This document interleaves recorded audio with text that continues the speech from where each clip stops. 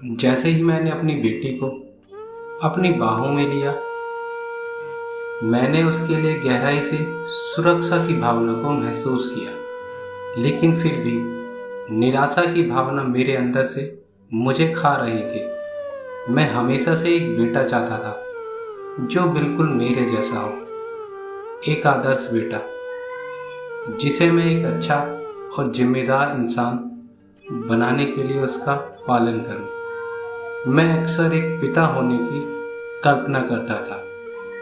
अपनी उस कल्पना में मैं अपने बेटे को खेलता हुआ देखता था, उसे पढ़ा था, और अगर वह अपनी सब्जियां नहीं खाता तो उसे प्यार से फटकार लगाता। अपनी पत्नी की गर्भावस्था के दौरान मैं अक्सर अपनी पत्नी से कहता था, हम अपने बेटे की परवरिश इस तरह करेंगे कि वह रिश्तों को महत्व देगा, वह लोगों की परवाह करेगा। जब हम बूढ़े हो जाएंगे तब भी हमारा बेटा हमारे ही पास रहेगा। इसलिए नहीं कि ऐसा करना उसकी मजबूरी होगी, बल्कि इसलिए कि वह भी ऐसा ही चाहेगा। जैसे ही मैं प्रसव कक्ष के बाहर बेसब्री से बाहर आया, मेरे पीछे पीछे डॉक्टर भी मुस्कुराते हुए बाहर आई। बधाई हो, आपको बेटी हुई है। बेशक मैं भी खुशी के साथ वापस मुस्कुराया। फिर भी एक खामोशी निराशा मेरे दिल में छा गई थी, क्योंकि मैं दुखी हूँ। क्या मैं दुखी हूँ क्योंकि हमारा बेटा नहीं बेटी हुई है, या फिर ऐसा इसलिए है क्योंकि मुझे बेटी नहीं चाहिए थी? मैं एक शिक्षित खुले विचार वाला व्यक्ति हूँ।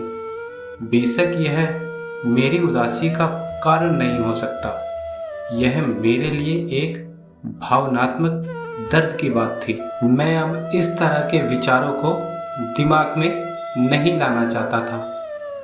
मुझे मेरी बेटी की परवरिश करने में उतनी ही खुशी होगी। अभी भी कई तरह के विचारों से जूझते हुए मैं अपनी पत्नी और बेटी को देखने गया। अगले ही पल मैंने अपनी नन्ही सी बच्ची को अपने हाथों में ले लिया। जब मैंने अपनी बच्ची को अपनी बाहों में पकड़ा, तब आखिरकार मुझे असली प्यार का मतलब समझ में आ गया था।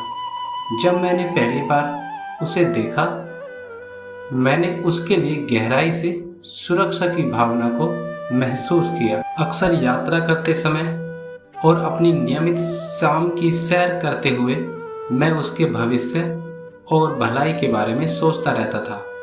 लेकिन आज भी अभी भी मैं एक बेटे के लिए तरस रहा था और सोचता था, यदि मेरा बेटा होता तो हमारे आपस में कैसा रिश्ता होता। समय बीतता गया और सब कुछ वैसा का वैसा ही था, कुछ भी नहीं बदला था।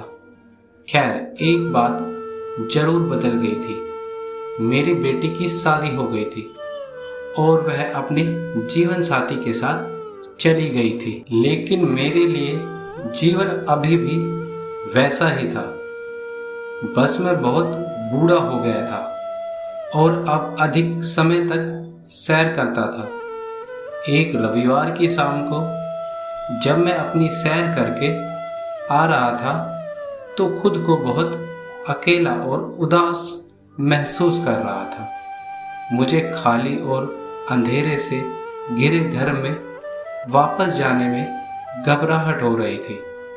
जैसे ही मैं अपने घर के पास आया तो मैंने देखा कि मेरे घर में रोशनी थी, दरवाज़ा खुला था और मेरी बेटी और दामाद एक साथ वहाँ खड़े हुए मुस्कुरा रहे थे। बेटी ने कहा, पिताजी, हमने सोचा है कि अगर हम एक दूसरे के करीब रहेंगे तो यही सही रहेगा।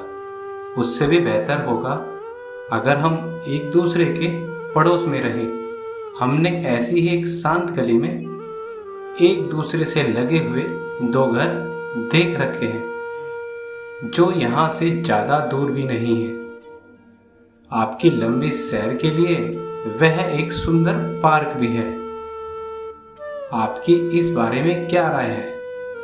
यह सुनकर मैं इतना भावुक हो गया कि अपनी बेटी से उसके लिए की जाने वाली परवाह के जवाब में मैं कुछ भी कह ना सका। मैंने बस बदले में अपना सिर हिलाया और धीरे से मुस्कुरा दिया। महीनों बाद पार्क में घूमते हुए मैं अपने जीवन की बीती हुई घटनाओं पर विचार कर रहा था। मुझे इस बात का एहसास हुआ कि मैंने मन में बेटे की इच्छा और पिता पुत्र के रिश्ते में जो प्यार, देखभाल और सुरक्षा चाहिए थी, उस बेटे के साथ जो कभी पैदा ही नहीं हुआ था, अब मैं उस ख्वाहिश को भूल ही गया था। मैंने सोचा कि हम अपनी नादानियों के कारण अपने जीवन में प्यार को कहीं और ढूंढ रहे होते हैं, जबकि प्यार हमेशा कहीं दूर नहीं होता बल्कि हमारे आसपास ही होता है। सैर खत्म करके मैं अपने घर की तरफ चल दिया, जहां मेरी बेटी चाय के गर्म प्याले के साथ मेरा इंतजार कर रही थी। उसकी लंबे समय से चली आ रही निराशा अब आनंद में बदल गई थी। वेल दोस्तों, मैं आशा करता हूं कि आपने वीडियो अंत तक जरूर देखी होगी। अगर आपने वीडियो अंत तक जरूर देखी तो प्लीज़ मेरे चैनल को लाइक, सब्सक्राइब जरूर करें और अपना प्यार मुझ पे लुटाते रहें, ताकि मैं आपके लिए ऐसी अच्छी अच्छी स्टोरियाँ लाता रहूं और आपके लिए कुछ हंसी खुशी के पल आपको देता रहूं।